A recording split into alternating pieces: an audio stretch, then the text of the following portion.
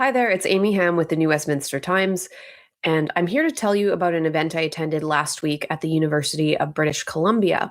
This event was put on by UBC's Allard School of Law in conjunction with their Center for Feminist Legal Studies.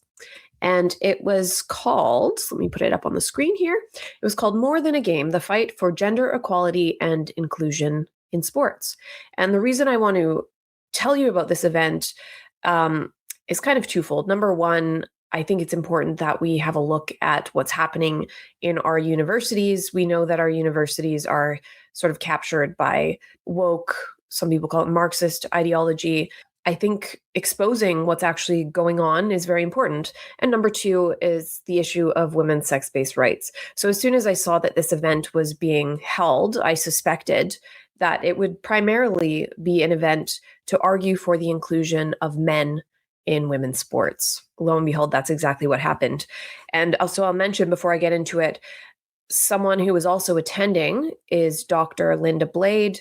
You might be familiar with her. She was the former president of Athletics Alberta. She has a PhD in biology-related sporting science. She's one of Canada's premier advocates for women's sports. A few years back, she wrote a book with National Post columnist Barbara Kay called Unsporting, How Transactivism and Science Denial Are Destroying Sport. So Linda was in the audience. She had some great questions that she was posting online. We'll get into it. I'll show a video clip of one of the presenters not really answering one of her questions, and even the person who asked the question wouldn't even pose the question properly. The event description argued that significant inequality, abuse, and exclusion continue to shape the global and local sporting landscape. The speakers, as you can see, included trans man Harrison Browne, who is a former National Women's Hockey League player, NWHL, Ryden Cunningham, a trans man and a lawyer with Egale Canada, Michele Krech, a professor of feminist legal theory, and Anne Peel, who is a lawyer, a sports arbitrator, and a former athlete. Much of the event was spent with the speakers arguing that sex testing in sports is morally and ethically wrong, and one of the speakers even argued that it's illegal under human rights law and via loopholes with genetic testing laws in various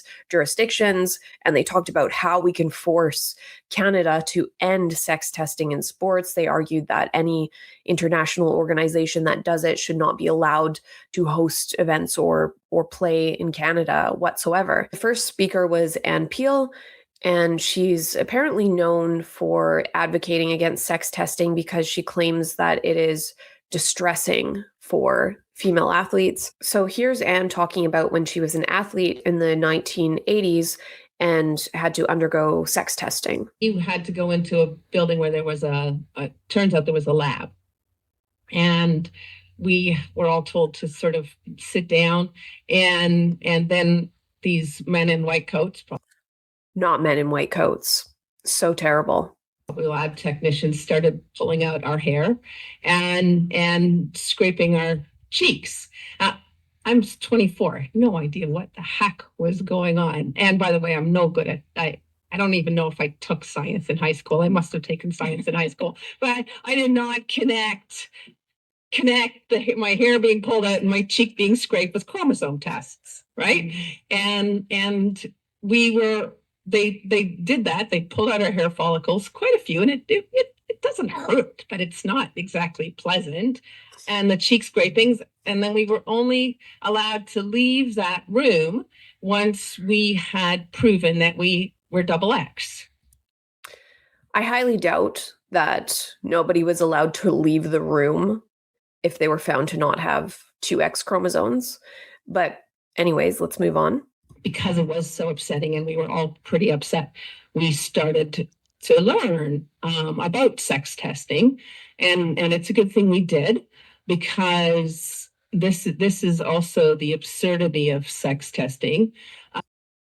It keeps men out of women's sports. In the way that it played out. Every international federation, you had to have a femininity. It was called in those days femininity, not female. I agree with Anne here. The notion of saying that if you have two X chromosomes, you're passing a femininity test is stupid. It should just be called female. But I don't think she understands why that's a bad thing. Femininity test. You had to have one from every international federation, but it was an exercise in humiliation. You had to prove you were lesser than, that you were vulnerable. So why is it an exercise in humiliation to do a cheek swab that would keep men out of your sport category? It's not, unless you think that it's humiliating to be female. And, she says to prove that you're lesser than. Are you lesser than because you're female? No, you're not. This is nonsense. And it's always been political. Deborah wanted me to go a little through the history of it. The history of it's even worse than by the time I got there. So when the Soviet Union was founded, post-World War II, we had to become the bogeyman in those days was the Eastern European athlete. She wasn't a woman, she was mannish. And we were supposed to be afraid of her. And we were mostly supposed to be afraid that she wasn't a her, that she was a man pretending to be a her, so she could win races for the Soviet Union. In the 60s and 70s, Soviet Union, East Germany, those countries. In the 60s and 70s, the test for femininity was a visual. You had to take off your clothes, walk across the room, and a bunch of male lab technicians would get to decide if you were female or not. Again, I agree with Anne. That's terrible. Obviously, the solution to not having athletes parade naked in a room to prove that they're female is a simple cheek swab. And yet she advocates against cheek swabs and claims that it's distressing for athletes. At this point, I'm going to read a little bit from Unsporting, where this claim that she repeatedly makes is addressed by Linda Blade. So Linda talks about a survey of 928 athletes about swab testing. And this was done in 1996. So at the time of testing, all female athletes at the 1996 Atlanta Games were offered a questionnaire written in both English and French, asking whether, in their view, testing of females should be continued in future Olympics and whether or not they were made anxious by the testing procedure. Of the 928 athletes who responded, 82% felt that testing should be continued, and 94% indicated that they were not made anxious by the procedure. 46 athletes were made anxious by the testing requirements that preceded their competitive events. And so, as Linda Blade writes, an overwhelming majority of female athletes wanted the screening to continue.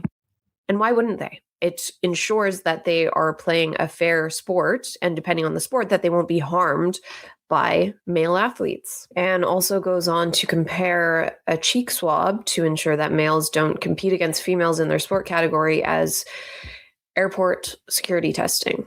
I'm supposed to be very, very afraid of is the trans athlete. It's kind of performative. It's like, as I was coming here from Toronto, I was thinking, it's like airport security. Right? It's like every single one of us has to go through this ridiculous charade at the airport of, bags. I had a chia pudding in my bag and they took it out. I was like, this is a liquid. I'm like, fine, just take it. It's a chia pudding. Oh no, you can have it. It's just a little quantity. I'm like, oh God, this is just power. This is just a power play, right? Every single person has to go through this. It's the same with sex testing. Every single person who wants to compete in the female category has to go through this. Why not? Identity, of course, is completely a social construct. All right, we know this. Even female versus male, we also know is not a binary. Yes, it is. It's a spectrum. But now they don't talk about protecting the female. They talk now, the language has shifted. The IOC's task force working group, whatever they're calling it, is about the protection of the female category. To me, the more I've thought about this, because I was so happy I didn't have to think about this for a very long time. Now you have to think about it again. This stuff drives me nuts, right? You think you've gone so far and they drag you right back.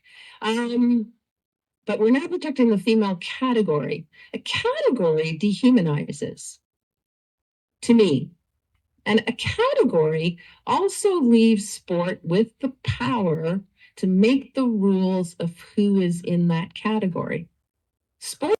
Why have categories in sports at all, Anne? Why not just have everybody compete in an open non-category, since categories dehumanize everyone? We all know the answer to that question, of course, is that men and women are different, and the female category was designed to give women a chance to compete fairly and safely. It's really that simple. You can't make the rules really about who's a female. That's science. And even the sports acknowledge that has to be about science. Science acknowledges that it can't figure it out. No, that's not true. Science very much knows who the males and who the females are. Right? But I think the sports are now skipping right over the science and going into category. And we get to make the rules about whether you fit this category. And we can be as arbitrary as we want to. And human rights no longer applies because you're not a female, you're a female category. Okay, the next speaker, Michele Krech, is the one who argued that sex testing in sports is a violation of human rights. She gave suggestions about how we can fight back against sex testing happening at all. If you have the SRY gene, you cannot compete in the female category unless you are completely insensitive or insensitive to androgens. Sounds like she knows what she's talking about. And determining that requires usually a bunch of other testing that can be quite invasive, can involve examining body shape, hair patterns, genitalia, and so on. None of this is required. We can do simple cheek swab testing. So this brings us to the second question. Are these rules legal? The short answer is no, and I'm going to briefly explain with reference to some of the relevant legal frameworks that exist at the domestic, regional, and international levels. I would say this is exactly what sex testing, genetic sex testing rules do. They apply only to women and girls, and then they exclude those with a particular gene. The reason that sex testing is done to protect the women's category is because nobody is lying to try to get into the men's category. Again, this goes back to the very basic notion that the reason the female category exists in the first place is because men and women are different. Men have a sporting advantage over women, and the women category is the only category that needs to be protected from persons trying to get into it. It's so simple. It's so simple. The next speaker was Ryden Cunningham, who made arguments about Danielle Smith's legislation designed to protect female sport category in Alberta, saying that it's discriminatory, it's a human rights violation. Hello, everyone. My name is Ryden Cunningham, and thank you for that wonderful introduction. As you heard from my bio, I am a trans man. I just finished 3 years of working in the United States, challenging anti-trans laws and policies. And now I'm doing the same thing in Canada with Egale, which is the leading organization for 2S LGBTQI rights. And today, what we are going to be talking about is legal restrictions on trans participation in sports and some of the implications. Something that repeatedly came up during this event was claims that trans people are being restricted or banned from sports. And that's not true at all. Nobody is being banned or prevented from playing sports when laws such as Danielle Smith's law about who can compete in the female category are proposed or made. What's happening is athletes are being told that they must compete in the category that corresponds with their biological sex. So again, it is a lie to say that anyone is being banned from sport. It's not happening. Of these laws for all women and girls, both trans and cis. I am going to talk a little bit about this, and I'm going to do it in terms which are going to be a little bit binary just to keep everything super simple. Isn't it ironic that in order for people to understand what the hell you're talking about, you're going to keep things binary? In other words, you're going to use male and female and be accurate, I suppose, because otherwise nobody has any idea what the hell you're talking about. But I will put an apology out in front that is not going to be a complete picture. I'm just doing it to make it easy right at the start. So trans women and girls are a very small portion of athletes. Okay, I got to stop here again because this is another argument that keeps coming up. Activists say, why do you even care about it? It's only a small number. So if it's only a small number, are you suggesting that if it was a large number, that it would be a problem? Because it's either a problem or it's not a problem, and you're going to have to make up your mind. And second, it is a problem. There's an entire website called hecheated.org that is dedicated to exposing males who are competing in female sport category. And, you can see up at the top there, they have a myths section.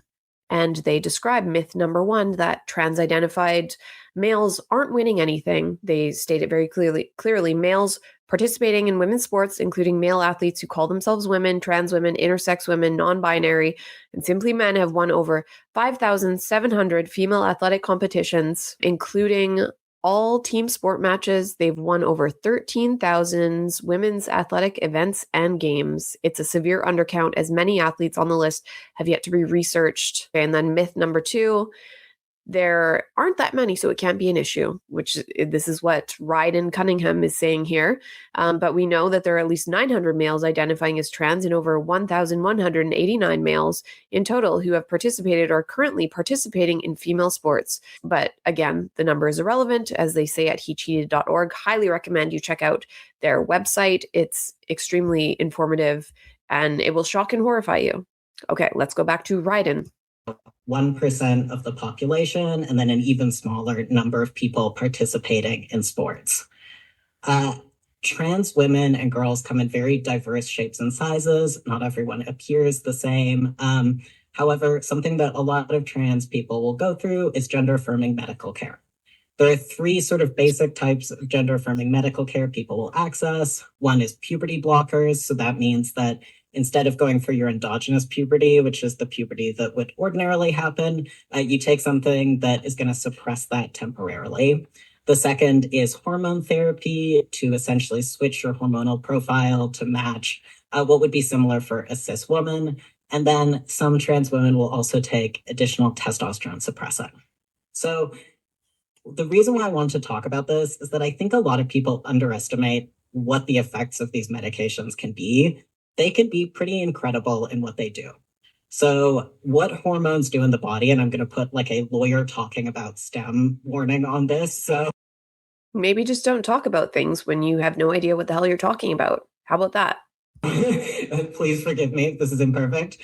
Is they essentially are signaling mechanisms within your body. So they tell other cells what to do. That means when you change things about your hormones, you can change things about all sorts of things in your body. That means things like bone density, your smell can change. It will even impact, in a very recent interesting study, blood proteins after 6 months on HRT will change, which is really fascinating. So that naturally also has some implications for athletic performance. Now, the information... It doesn't have implications for turning males into females. That's something that is impossible, and males still belong in the male category. We have about that is, as all research is, imperfect. However, there's been some really interesting studies. Recently, the British Journal of Sports Medicine put out a very good review, which I've got up here featured on the slide, where they compared trans men, trans women, cis women, and cis men on a number of types of athletic performance. What they found was trans women, typically who were on hormone therapy after at least a year, typically performed similar to cis women in these tests, if not, in several cases, worse than cis women. So in terms of jumping, how high you can jump, trans women, on average, performed worse than cis women in this test. Again, who cares? You're still a man. You still belong in the male category. I want to point out here, I mentioned Linda Blade was in attendance, so she shared on X some of the questions that she was submitting during this live event. And one of them is in reference to the study that Ryden had acknowledged at this point in the talk. And so Linda Blade said, Ryden, are you willing to acknowledge that there have been at least 19 other peer-reviewed studies that demonstrate the opposite of this study that you quoted, that even years of testosterone reduction does not erase the male advantage in sports? Let's fast forward to the moderator attempting to read that question, but being too afraid to actually read the words that Linda wrote, and then we'll see what Ryden's answer is. So specifically around previous studies that have demonstrated the opposite of the recent meta-analysis and the performance differences that have been found between males and females. Sorry, what was the question, just to address that? So the question is, are you willing to acknowledge that there is other evidence? I mean, the study I reference is not the only study that exists. There certainly are other studies. It's just the one that I cherry picked out there. I would say that